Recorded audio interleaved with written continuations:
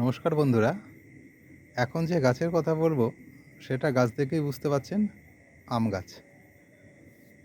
এই আম গাছ আমাদের ছাদ বাগানে এবং সাধের বাগানে আমরা খুব শখ করে প্রতিস্থাপন করে থাকি বা বসিয়ে থাকি।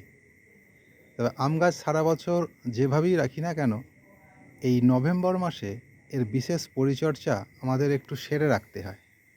তা না হলে আমরা ডিসেম্বর জানুয়ারি মাসে যখন ফুল ফোটার সময় বা মুকুল আসার সময়, তখন আমরা মুকুল সেইভাবে পাবো না, এই পরিচর্যার যদি ঘাটতি থাকে।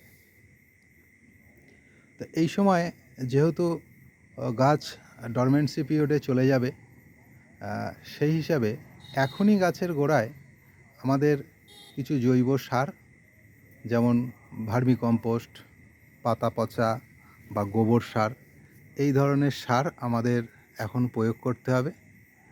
আর গাছের নতুন পাতা আসছে এই সময়টা, সেই হিসাবে গাছের পাতাতে বিভিন্ন ধরনের পোকা, ছত্রাক লাগার সম্ভাবনা থাকে। তাই একটু নিম তেল বা একটু ফাঙ্গিসাইড এগুলো যদি আমরা প্রয়োগ করি, তাহলে পোকামাকড় এবং ছত্রাকের হাত থেকে গাছগুলোকে খুব সহজে আমরা রক্ষা করতে পারবো। এবং ডিসেম্বর মাসে বা জানুয়ারি মাসে যখন মুকুল আসে, তখন পর্যাপ্ত পরিমাণে আমরা এই গাছ থেকে মুকুল পেতে পারি। আর মুকুলের পরিচর্যা যদি সঠিক থাকে, তাহলে তার থেকে আমরা অত্যাধিক ফল আশা করতে পারি। তবে এই সময়টা রোদ্দুর যেহেতু থাকে, তবে সেই প্রখর রোদ্দুর থাকে না। তাই সম্ভব যদি হয়, গাছটাকে যদি একটু পরিবর্তন করে দেওয়া যায়, অনেক সময় সব দিকে রোদ্দুর পড়ে না, তাহলে ভালো হয়। আর যদি ছাঁটাই কাটাই এই ধরনের কিছু করতে হয়, তো এই সময়েতেই করে নেওয়া ভালো, তা নাহলে আর সময় পাওয়া যাবে না।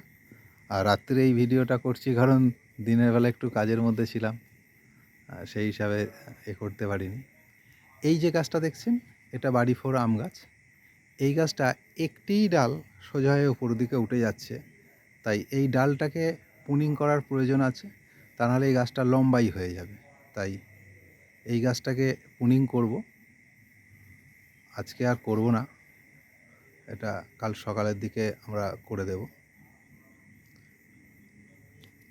আর এটা এবছর আম হয়েছিল, এই গাছটাতে আমরা দুটো আম পেয়েছি। এটা কিং অফ চাকাপাত আম, খুব বড় সাইজের আম হয়, প্রায় 700-800 গ্রাম ওজনের আম হয়। আর এই ডিসেম্বর জানুয়ারি মাস করে একটু ফসফরাস আর পটাশ এই সময়টা দিলে, তাহলে ফুল আসার প্রবণতাটা ভালো থাকে এবং ফুল ঝরে না। এই যে গাছটা দেখছেন, এটা কাটিমন গাছ। এটা আম এবছর অনেকগুলোই হয়েছিল।